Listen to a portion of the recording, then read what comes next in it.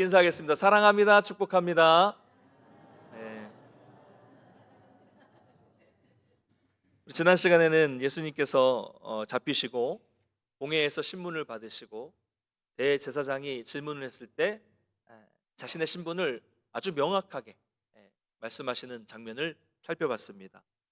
사람들은 예수님이 이제 그렇게 말하는 것은 사형에 해당하는 신성 모독죄를 범했다라고 다 동의를 했고요. 베드로는 멀찍이 따라가서 이 광경을 다 지켜보았습니다. 오늘은 그 자리에 있었던 이 베드로에게 벌어진 일을 다루고 있는 그런 이야기입니다. 아주 유명한 사건이죠. 베드로가 예수님을 모른다고 3번 부인한 그 이야기를 오늘 말씀하고 있습니다. 우리 잘 아는 이야기인데요. 첫째로 우리가 이 사실을 통해서 알 수 있는 것은 인간이 얼마나 연약한 존재인가를 우리는 이 사건을 통해서 깨달을 수 있습니다. 여러분, 베드로가 어떤 사람이었습니까? 주는 그리스도시요, 메시아라는 것, 주는 하나님의 아들이십니다, 하나님이라는 것을 알고 그것을 신앙으로 고백했던 믿음이 아주 좋은 제자였습니다. 예수님을 가장 가까이서 모신 그런 제자였고요. 예수님이 네가 나를 3번 부인할 것이다 라고 말씀하셨을 때는 내가 죽을지언정, 내가 죽더라도, 죽는 한이 있어도 절대로 나는 주님을 부인하지 않겠습니다 라고 호언장담을 했던 그런 제자였습니다. 근데 오늘 이 본문에 나타나는 베드로의 모습은 가히 충격적이에요. 저도 어렸을 때부터 이 본문을 많이 접해봤지만 어느 순간 보니까 그저 부인한 것이 아니라 맹세하고 게다가 저주까지 퍼붓었다라는 이야기를 들었을 때는 좀 적지 않은 충격을 받았었습니다. 그런 사건이죠. 그런데 오늘 예수님을 모른다고 부인하는데 누구에게 부인하고 있습니까? 권위가 있는 공회의 대제사장도 아니고 또 종교 지도자들도 아니고 또 로마의 군인들에게 부인하는 것도 아닙니다. 보니까 그저 이름 모를 아주 작은 여종, 그리고 그 옆에 있는 구경하는 사람들에게서, 다시 말하면 베드로를 어떻게 할 수 있는 힘이 없는 사람들이잖아요. 그 힘이 없는 사람들 앞에서조차 예수님을 부인하고 있는 그런 참 안타까운 초라한 베드로의 모습을 발견할 수가 있습니다. 그 내용을 한번 보겠습니다. 베드로는 지금 대제사장 가야바의 집에 있는 바깥 뜰에 앉아 있었습니다. 다른 본문을 보면 이제 그 바깥에 사람들이 여기저기 모여서 모닥불을 피워놓고 불을 쬐고 있었어요. 모여서 불을 쬐고 있는 그 상황에서 그때 그 집에 있는 한 여종이 베드로를 보고 말합니다. 야, 너도 갈릴리 사람 저 예수와 함께 있었던 사람이구나 라고 이야기를 해요. 여기서 갈릴리 사람이라는 말은 아주 비하하는 저 깡촌 시골 그쪽 사람이라는 그런 의미를 가지고 있는 표현이에요. 근데 이 여종이 말하는 것은 어떤 명확한 증거가 있어서 말하는 거 아닙니다. 그리고 이 사람도 이 예수 한편이라고 해서 붙잡기 위해서 말하는 것도 아니고 단순히 아니면 말고식의 그런 그냥 툭 던진 이야기예요. 그러나 여러분, 우리가 도둑이 제발 저린다라는 말이 있는 것처럼 이 여종은 그냥 툭 던졌지만 받는 베드로는 놀란 거예요. 어떻게 알았지? 깜짝 놀란 겁니다. 당황한 나머지 아니야, 난 네가 지금 무슨 말을 하는지 모르겠는데 이렇게 말하면서 첫 번째 부인합니다. 성경을 보면 베드로는 모든 사람 앞에서 부인하였다. 단순히 나 그런 사람 아니야 라고 말한 게 아니라 거기 있는 모든 사람들 앞에 네가 무슨 말 하는지 나는 몰라 라고 크게 모든 사람 앞에서 부인하게 되었습니다. 여러분, 이게 우리 인간의 연약함이죠. 물론 베드로의 진짜 마음은 그렇지 않았을 거예요. 예수님을 걱정했으니까 여기까지 따라온 거잖아요, 다른 제자와 다르게. 그런데 생각하지 못한 질문이 훅 들어온 거예요. 생각하지 못했던 사람에게서 생각하지 못했던 말이 훅 들어오니까 갑자기 자기에게 닥친 그 순간의 위기를 모면하기 위해서 그 진심이 아닌 마음에도 없는 말을 하면서 부인을 하게 된 것입니다. 이게 인간의 모습이죠. 우리도 그래요. 순간적인 위기를 닥치면 나도 모르게 훅 하고 거짓말이 나오고 순간적으로 변하는 것이 우리 인간의 모습입니다. 우리가 어떻게 이런 시시각각 변하는 인간을 믿을 수가 있겠습니까? 근데 대부분 많이 보면 세상 속에서 이런 변하는 인간들을 믿으며 사는 것이 우리의 연약한 모습이죠. 여러분, 베드로는 어떤 사람이었습니까? 정말로 아까 말씀드린 것처럼 믿음이 좋아 보였고 늘 그 성격상 앞장섰었던 사람이었고요. 절대로 주님을 부인하지 않겠다고 호언장담했던 사람이었지만 지금은 아주 힘없는 보잘것없는 한 여종의 질문에 진땀을 흘리고 있습니다. 사랑하는 우리 성도 여러분, 우리가 이처럼 주님과 동행하지 않고 예수님을 의지하지 않는다면 과거에 제가 또 여러분이 했던 그 어떤 신앙적인 결단도 의미가 없어요. 지금 주님과 함께 하지 않는다면, 우리가 과거에 했던 그런 다짐들은 주님을 의지하지 않는다면 무기력하게 무너지고 만다는 사실을 여러분 믿으시기를 바랍니다. 여러분, 바라기는 우리가 이런 존재라는 것을 깨달아야 돼요. 나는 이렇게 보잘것없는 피조물일 뿐이다 라는 것을 다시 한번 깨달으시고, 우리를 창조하신 분, 우리 창조주 하나님을 온전히 의지하시기를 주님의 이름으로 축복합니다. 자, 우리가 두 번째로 이 사실을 통해서, 이 이야기를 통해서 알 수 있는 사실은, 죄라는 것은, 거짓말이라는 것은 점점 더 커지는, 강력해지는 그런 성격을 가지고 있다는 것을 깨닫게 됩니다. 여러분, 베드로가 처음에는 그냥 얼떨결에 부인을 했다라고 말씀을 드릴 수 있어요. 근데 보세요, 첫 번째 부인했습니다. 그리고 이제 그 자리를 피해서 앞문까지 이렇게 나갔는데 또 다른 여종이 베드로를 보고 이렇게 말합니다. 이 사람은 나사렛 예수와 함께 있었던 사람이다 라고 또 말을 합니다. 그래서 이번에는 베드로는 좀 더 강하게 부인합니다. 72절인데요 같이 한번 읽어보겠습니다. 72절 같이 읽겠습니다. 시작. 베드로가 맹세하고 또 부인하여 이르되 나는 그 사람을 알지 못하노라 하더라. 아멘. 자, 이번에는 조금 달라졌어요. 부인했다라는 말 앞에 맹세하고, 맹세했다는 말이 붙어요. 여러분, 우리 산상설교 살펴봤지만 예수님은 우리 성도들에게, 제자들에게 맹세 같은 거 하지 말라 그랬어요. 하나님의 이름이든 뭐든 간에 맹세하지 말고, 맹세하지 않더라도 그냥 평소에 우리가 하는 말은 진실한 말이 되도록 해라 라고 말씀을 하셨는데, 베드로는 지금 예수님을 부인하는 것에 맹세를 덧붙이고 있습니다. 내가 맹세코 나는 이 사람을 모른다 라고 하고 있습니다. 자, 그런데 방금 읽은 말씀에서 여러분 한번 보세요. 베드로가 예수를 뭐라고 부르고 있습니까? 예수라고 부르고 있어요. 그 호칭을 한번 주목해서 보세요. 뭐라고 하고 있습니까? 아예 예수님을 그 사람이라고 말합니다. 자기 선생님을 그 사람이라고 부릅니다. 그렇죠? 그럼 만약에 여러분이 저를 다른 사람에게 소개하시거나 말씀하실 때 우리 담임 목사님, 목사님이라고 하지 않으시고 그 사람, 저 사람이라고 부르신다면, 혹시 뭐 반씨 뭐 이렇게 부르실 분 안 계시겠죠? 그렇게 부르신다면 저는 상처받을 거예요. 저 삐칠 겁니다. 왜 그래요? 당연하죠. 그 사람이라는 말은요, 이거 거리를 두는 말이에요. 친밀하지 않다는 말이거든요. 관계없는 사람을 부를 때 하는 말이 그 사람이라는 말이죠. 그만큼 베드로는 이제는, 처음에는 얼떨결에 부인을 했을지는 몰라도 이제는 처음과는 다르게 의도적으로 강하게 맹세하고 의도적으로 예수님과 거리를 두고 부인하고 있다는 것을 발견할 수가 있습니다. 자, 그러면 이제 세 번째 부인할 때는 어떻게 되었을까요? 조금 시간이 지나 보니까 이제는 한두 여종이 그러는 게 아니라 여러 번 사람들이 주변에서 베드로에게 다가와서 말합니다.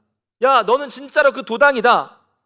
네 말투를 보아하니, 네가 사투리가 튀어나오는 걸 보니까, 아마도 베드로는 두 번째쯤 이제 당황하니까 그 지역 말이 사투리가 나온 것 같아. 네 말투를 보니까 네가 어느 편에 속한 사람인지 알겠다. 너도 같은 사람이구나, 같은 편이구나 라고 이야기를 한 겁니다. 여러분, 이런 말도 안 되는 논리가 어디 있겠습니까? 논리가 말이 안 돼요. 이거는 그렇잖아요. 사투리가 같다고, 말투가 똑같다고 같은 편이라뇨. 이건 말이 안 되는 겁니다, 논리적으로. 그럼 저는 아직도 안동말과 대구말과 경상남도의 말이 전혀 구분이 안 가요. 근데 다르죠? 여러분이 다르다고 하시니까 저는 다르다고 그냥 알고 있는 거예요. 아, 다르구나라고 아는 거죠. 저는 제가 듣기에는 다 그냥 경상도 말이에요. 다 경상도 말입니다. 근데 제가 안동말을 쓰시는 분께 타 지역에서 만나가지고 경상도 말을 쓰시는 거 보니까 어디 저기 남쪽에 있는 남해 쪽 바닷가에서 오셨군요 라고 말한다면 얼마나 제가 무지한 겁니까? 그렇죠? 무지한 거예요. 지금 이것과 비슷한 일이 벌어지는 겁니다. 전혀 논리가 없어요. 말이 안 돼요. 말투가 같다고 같은 편이라니, 이거 말도 안 되는 거잖아요. 그런데 베드로는 논리로 생각하면 말이 안 되거든요. 근데 베드로는 이 말도 안 되는 소리만 듣고도 겁을 먹었어요. 겁을 먹었어요. 그러니까 이번엔 더 강하게 말합니다. 74절이에요. 한번 읽어보겠습니다. 시작. 그가 저주하며 맹세하여 이르되 나는 그 사람을 알지 못하노라 하니 곧 닭이 울더라. 아멘. 나는 그 사람은 또 그 사람이라고 그랬어요. 알지 못한다라고 점점 강하게 부인했는데 이번에는 맹세가 나타나고 또 저주까지 했다고. 저주하는 말을 퍼부었다는 거예요. 한마디로 욕을 했다는 거죠. 이 부분이 충격받았어요. 그만큼 지금 베드로의 상태가 겁에 잔뜩 찔린 상태라는 것을 보여주는 그런 내용이고요. 전혀 어떤 머릿속에 논리가 작동하지 않고 있습니다. 너무나 충격적인 사건이에요. 그래서 예수님을 저주하면, 즉 자기 입으로 예수님을 욕을 하면, 내 입에서 욕이 나오면 내가 예수님을 이미 제자가 아니라는 것을 그 사람들한테 확실하게 보여주는 증거가 될 수 있다고 생각했기 때문에 베드로는 예수님을 저주하게 된 겁니다. 여러분, 실제로 우리 주변에 이단들이 많고 안동에도 이단이 많거든요. 근데 이제 이단 중에서 한 이단이 있는데 그 사람이 그 이단인지, 제가 그 이단을 직접 말할 수는 없을 것 같아요. 어쨌든 이 이단인지 아닌지를 확인해 보려면 그 교주 이름 뒤에다가 누구누구 있잖아요. 강아지, 이 강아지 욕 있죠. 예, 개의 자식이, 개의 자녀, 강아지 누구누구 이 강아지가 들어가 있는 욕을 해보라고 하면 알 수 있다고 합니다. 예를 들면 그 교주의 이름이 홍길동이라고 하면, 야 너 진짜 그 이단 아니야? 그럼 홍길동 개 해봐. 그리고 딱 이렇게 했을 때 그거를 말하기 어려워하거나 못하면 100%라는 거죠. 물론 그 이단은 모략을 기본으로 사용하고 있는 이단이기 때문에, 속임수를 기본으로 사용하는 이단이기 때문에 좀 고단수인 사람들은 그래도 이것도 모략이다라고 하면서 자기 교주 뒤에다가 그 욕을 붙일 수 있는 사람도 간혹 있긴 하다고 하지만 거의 대부분은 하기를 일반 성도들은 어려워한다고 합니다. 한번 주변에 의심스러운 사람이 있으면 한번 물어보세요. 물어보십시오. 자, 이처럼 쉽게 말씀드리면 베드로도 이런 방법을 쓰고 있는 거죠. 예수가 봐라 진짜 내 선생이라면, 내가 그 편이라면 어떻게 내가 그 선생을 저주할 수 있겠느냐, 봐라 나는 편이 아니다 라고 맹세하며 저주를 한 이런 논리입니다. 베드로는 자기가 예수님을 저주함으로써 자기는 예수의 제자가 아니라는 것을 확실히 보여주고 싶었던 거예요.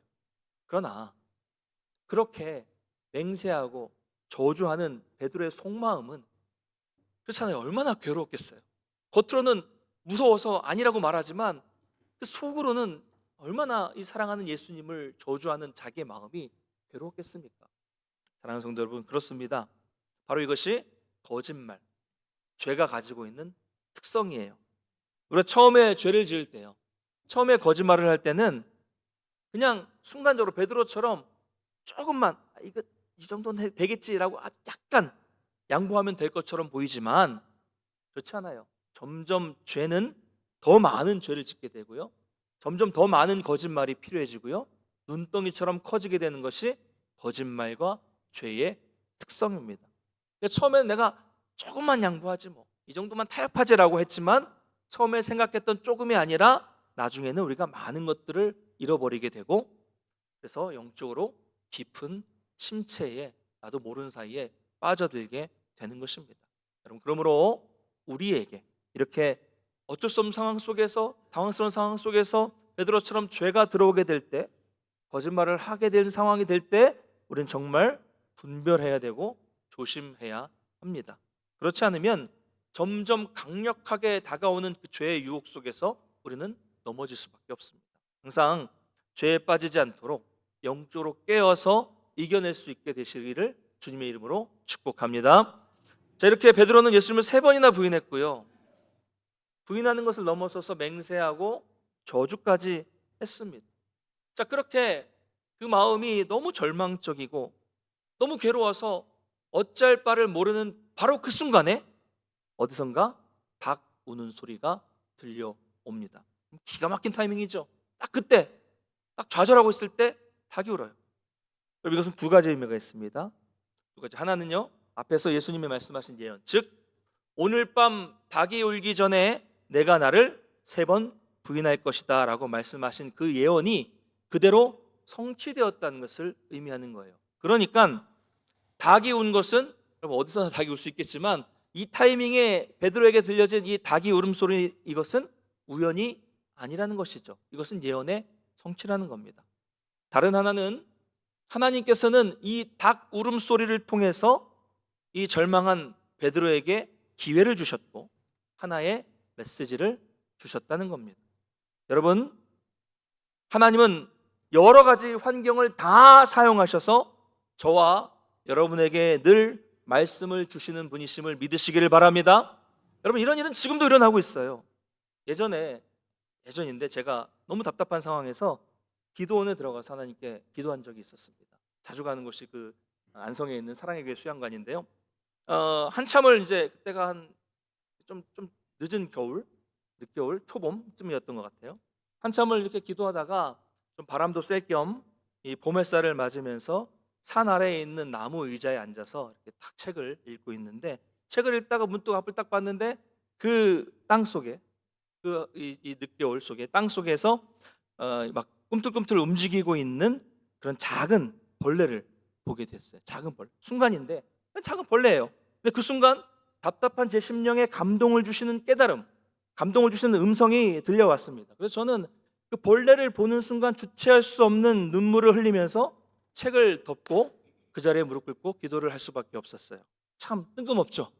벌레 하나 봤는데 가슴이 꽉 막힌 것 같은 상황에서 하나님은 그 순간에 그 작은 벌레를 보여주시면서 저에게 기도에 대한 응답을 주신 거예요.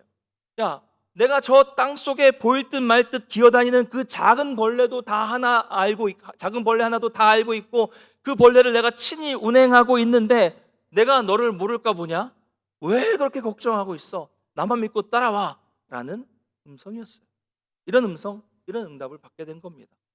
여러분, 단적인 예지만 하나님은 때로는 자연의 환경을 통해서, 때로는 오늘 말씀에 나오는 것 같은 닭이라는 이 미물과 같은 이런 미물들을 통해서, 때로는 여러분 주변에 있는 그런 다른 사람들의 말을 통해서, 때로는 흘러나오는 음악과 그 가사를 통해서, 때로는 어떤 광고를, TV 광고를 통해서, 때로는 어떤 글귀를 통해서 우리에게 말씀을 주시고 우리에게 하나님께로 나아갈 수 있는 기회를 주신다는 사실을 여러분 믿으시기를 바랍니다. 기도하는 사람들, 하나님의 뜻을 간절히 사모하는 사람들, 영적으로 깨어서 하나님의 응답을 간절히 구하는 사람들은 민감하게 그런 세미한 음성들을 여러 가지 환경을 통해서 들을 수 있게 되는 것입니다. 반대로 이런 것에 전혀 관심이 없는 사람들은 계속 하나님은 우리에게 말씀을 주시는데, 나에게 기도의 응답을 계속 주시는데 관심이 없는 사람들은 그냥 무수히 많은 말씀들을 지나쳐버리고 마는 것이죠. 여러분, 베드로는 이 닭이 우는 순간, 그 순간 찰나잖아요. 닭이 울으면 뭐 대단한 게 있습니까? 제가 벌레를 본 게 아무것도 아닌 것처럼 다른 사람들이 볼 때 닭이 우는 게 뭐 당연한 거잖아요. 그런데 닭이 우는 순간 모든 것을 확연하게 깨닫게 된 것입니다. 자기가 어떤 사람인지 자신에 대해서 정확하게 직시하게 된 거예요. 뱃사람으로서 강인한 사람이죠. 거친 사람이었습니다. 고집도 세고 자존심도 셌어요. 자기 잘난 맛으로 살았고 급한 성격 때문에 어디서건 앞에 나서는 사람이었어요. 실수도 많았지만 뭐 그 정도쯤은 문제가 안 되죠. 그 누구보다도 예수님을 가까이에서 모셨고 어딜 가든지 꼭 따라다녔어요. 다른 제자들 안 가는 곳도 베드로는 따라다녔습니다. 또 누가 보더라도 자기는 예수님의 오른팔 같은 사람이라는 착각이 있었어요. 그만큼 교만했었죠. 그러나 닭이 울었을 때 깨닫게 된 거죠. 나는 예수님이 잡히시는 이런 절체절명의 상황에서 두려움 때문에 철저하게 예수님을 배신하고 맹세하고 저주할 수밖에 없는 정말 초라한 인간이구나 라는 것을 깨닫고, 나는 아무것도 아니구나 라는 것을 깨닫고 정신이 확 든 겁니다. 닭이 울었을 때 성령님께서 그 심령을 깨우쳐 주신 것이죠. 자기가 정말 최고가 아니라 최악이라는 것을 깨닫게 되었을 때 그는 통곡하며 울며 회개할 수밖에 없었던 거예요. 그리고 오늘 이렇게 그가 통곡하며 회개하게 되었을 때 비로소 이제 진짜로 예수님을 온전히 따라갈 수 있는 참된 제자로서 출발선에 서게 된, 이제 진짜 출발하게 되는 거예요. 이제 진짜 제자가 된 거예요. 사랑하는 성도 여러분, 우리도 이렇게 나 자신이 누구인지를 깨닫게 되고 철저하게 깨닫게 되고 내가 정말 아무것도 아니라는 존재라는 것을 깨닫게 될 때에야 진정한 제자로서 그때서야 출발할 수 있다는 것을 여러분 믿으시기를 바랍니다. 사랑하는 우리 성도 여러분, 이처럼 하나님은 지금도, 이전에도 그랬고요, 지금도 저와 여러분에게 아주 많은 기회를 주시고 많은 말씀을 주고 계십니다. 내가 누구인지를 깨달을 수 있는 기회, 다시금 회개할 수 있는 기회, 그 말씀들을 계속해서 우리에게 주고 계세요. 언제 주십니까? 매주일 여러분들이 이렇게 예배 나오셔서 예배 드릴 때, 또 말씀을 듣는 이 시간이 하나님이 주시는 기회입니다. 매주 있습니다. 또 매일 여러분이 큐티하고 말씀을 묵상하셔서 그때 말씀을 주시는 그때가 또 하나님이 여러분에게 주시는 기회예요.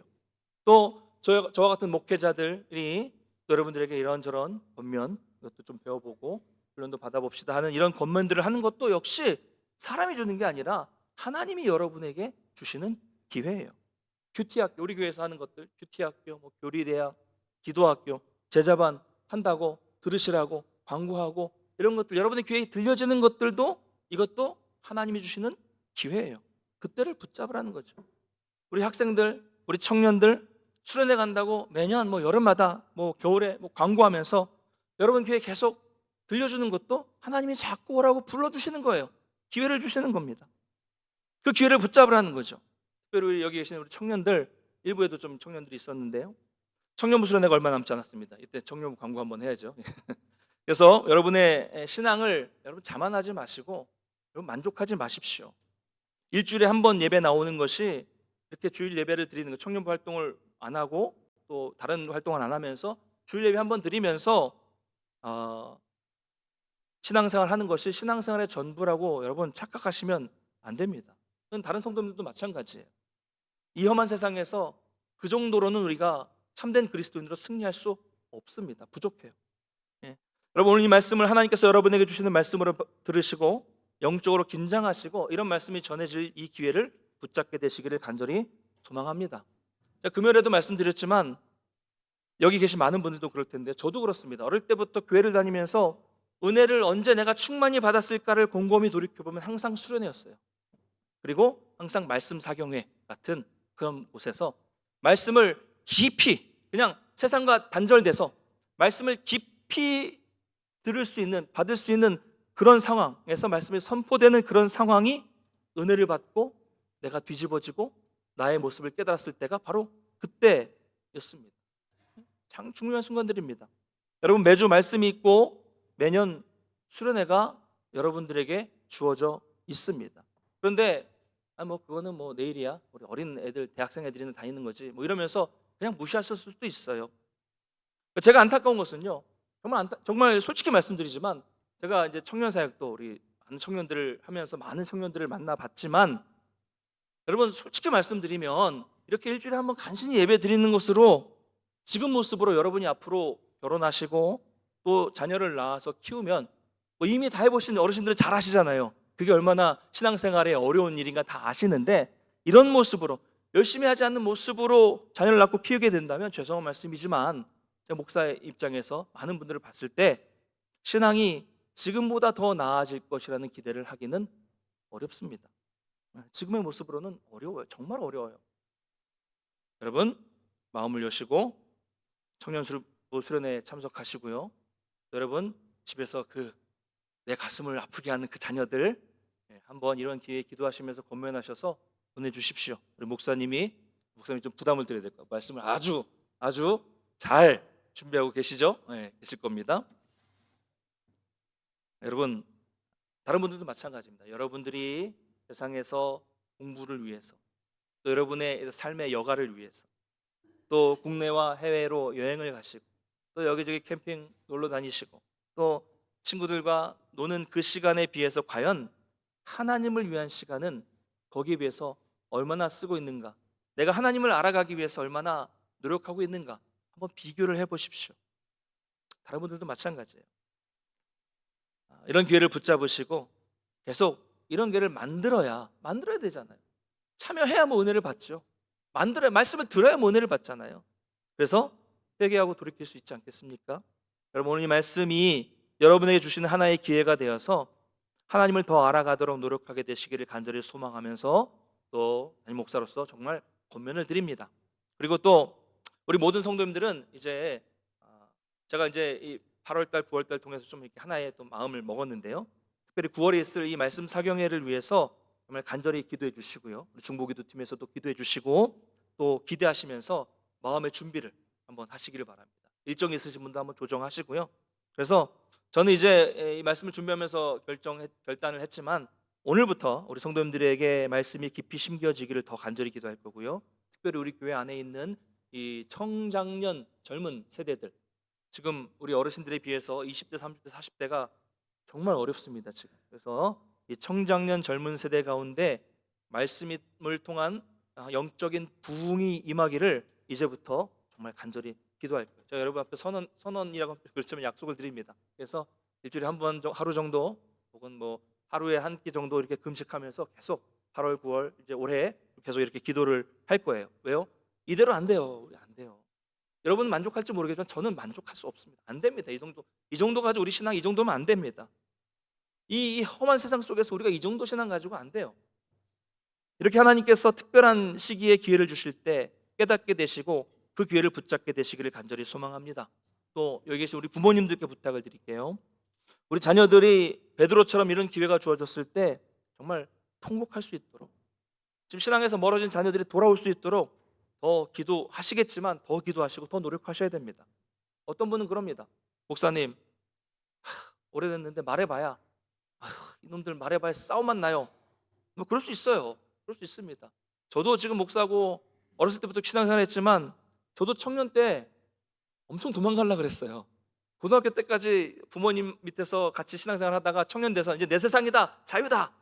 부모님이 대학만 가면 네 마음대로 하라 그랬으니까 그러면서 막 어떻게든 청년부 안 나가려고 그러고 막 도망 다니고 막 그랬거든요. 이해가 돼요.